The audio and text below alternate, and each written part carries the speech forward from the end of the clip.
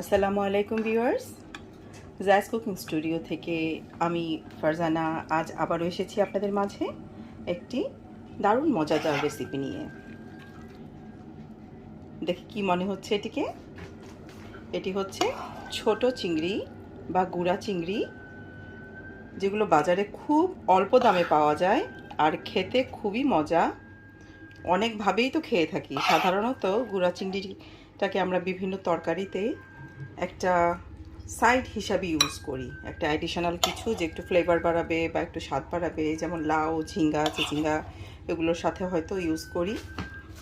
আজকে আমি করেছি শুধু এই গুঁড়া চিংড়িরই পেঁয়াজের উপরে ভুনা। এটি খেতে খুবই চমৎকার, এটি রান্না করতেও খুব সহজ, বাজেটেও সবার বাজেটে চলে আসবে। আশা করি আমার আজকের এই রেসিপিটি আপনাদের ভালো লাগবে। আমার সাথেই থাকুন। ছোট চিংড়ি বা গুঁড়া চিংড়ির এই ভুনা, তেলের উপর ভুনা করার জন্য আমি প্যানে তেল দিয়ে দিয়েছি। তেলটা গরম হয়ে গেছে। এর মাঝে এখন দিয়ে দিচ্ছি আমি বেশ অনেকটা পরিমাণে পেঁয়াজ কুচি। আমি এখানে বেশ কিছু পেঁয়াজ নিয়েছি। এই চিংড়ি ভুনাতে মূলত পেঁয়াজের পরিমাণটা বেশি লাগে। বেশি পরিমাণে পেঁয়াজগুলো যদিও চুপসে যাবে, এতটা পেঁয়াজ থাকবে না। পেঁয়াজের পরিমাণটা বেশি হলে এটি খেতে খুব ভালো লাগে।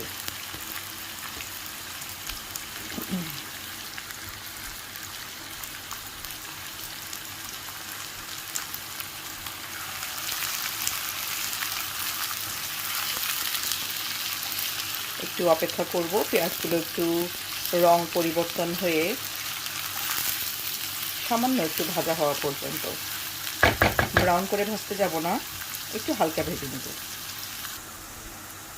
পেঁয়াজের কালার কিছুটা স্বচ্ছ হয়ে এসেছে, দেখতে পাচ্ছেন ভিউয়ার্স।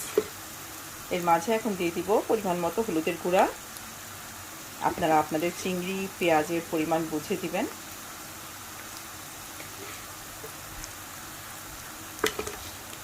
দিয়ে দিব পরিমাণ মতো লাল মরিচের গুঁড়া।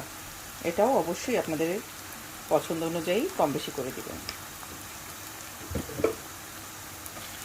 বাস, আর অন্য কোনো আদা, রসুন, জিরা, ধনিয়া কোনোটাই আমি এর মধ্যে ব্যবহার করব না। আপনারা চাইলে করতে পারেন, কিন্তু অন্য কোনো মশলায় এই যে গুঁড়ো চিংড়ির যে একটা ফ্লেভার পেঁয়াজের উপর একদম ভুনা ভুনা, সেই ফ্লেভারটা তাহলে আর থাকবে না। মশলার একটা স্পাইসের একটা যে এক্সট্রা ফ্লেভার সেটা চলে আসবে।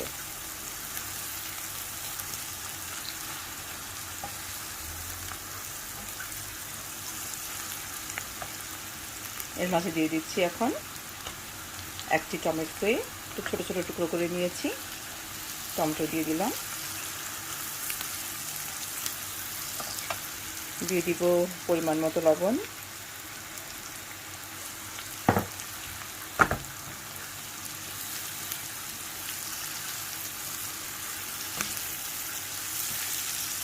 চুলার আঁচটাকে মিডিয়ামে রেখে মশলাগুলোকে ভালো করে কষিয়ে নিব।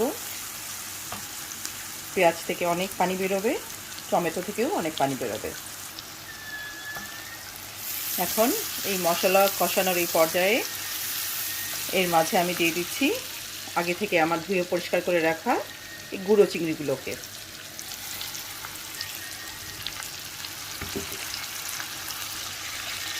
পেঁয়াজ আর মশলার সাথে চিংড়িগুলোকে নেড়ে ফেড়ে একটু ভালো করে কষিয়ে নিতে হবে। এই কষাতে কষাতে চিংড়ির কালার চেঞ্জ হয়ে যাবে।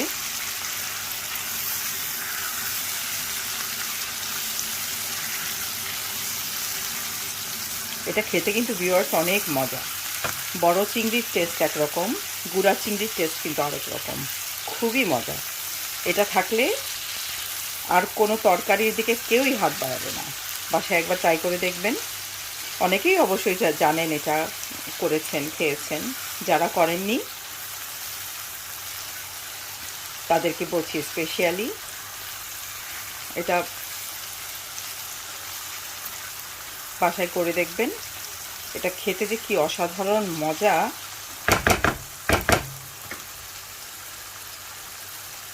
এই টমেটো পেঁয়াজে চিংড়িগুলোকে আমি ভালো করে কষিয়ে নিব।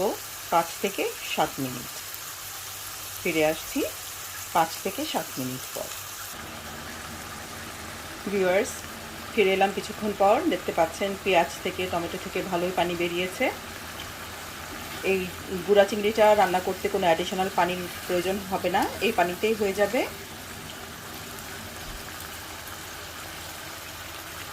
এমনিতেও চিংড়ি মাছ রান্না করতে সময় লাগে না, আর যেহেতু এটা খুব অল্প স্পাইসের রান্না, এর মাঝে অতিরিক্ত পানির কোনো প্রয়োজন নাই। আমি আর 4-5 মিনিট এটিকে ঢেকে রান্না করব। এই পর্যায়ে আমি দিয়ে দিচ্ছি 4-5টা আস্ত কাঁচামরিচ। আপনারা চাইলে একটু কেটেও দিতে পারেন। আমি ঝালটা না ছড়ানোর জন্যে কাঁচামরিচগুলোকে আস্তই রাখছি। ঢেকে রান্না করব আরও 4 থেকে 5 মিনিট। হয়ে গেছে আমার চিংড়ি ভুনা, গুঁড়া চিংড়ির ভুনা। এ পর্যায়ে দিয়ে দিচ্ছি বেশ খানিকটা ধনেপাতা কুচি, আরও বাড়তি ফ্লেভারের জন্যে। খেতে লাগবে অসাধারণ, দারুণ সুন্দর ফ্লেভার অলরেডি আসছে ভিউয়ার্স। এত সহজ, এত কম বাজেটে সহজে আর দ্রুত রান্না করা যায় এমন একটি রেসিপি আজকে আপনাদের দেখিয়ে দিলাম। আপনারা অবশ্যই এটি বাসায় ট্রাই করবেন ভিউয়ার্স। এটি খেতে কেউ অপছন্দ করবে না। রান্না আমার কমপ্লিট। আশা করি আমার আজকের রেসিপিটি আপনাদের ভালো লেগেছে। দেখতে পাচ্ছেন দেখতে কতটা লোভনীয় লাগছে, এটি খেতেও খুব মজা। ভালো লাগলে রেসিপিটি বাসায় একবার অবশ্যই ট্রাই করবেন। আমার চ্যানেলে গিয়ে কমেন্ট বক্সে কমেন্ট করে জানাবেন রেসিপিটি কেমন লাগলো, আর আমার চ্যানেলটিকে লাইক, শেয়ার এবং সাবস্ক্রাইব করবেন। ফিরে আসবো আরও একটি রেসিপি নিয়ে। আসসালামু আলাইকুম।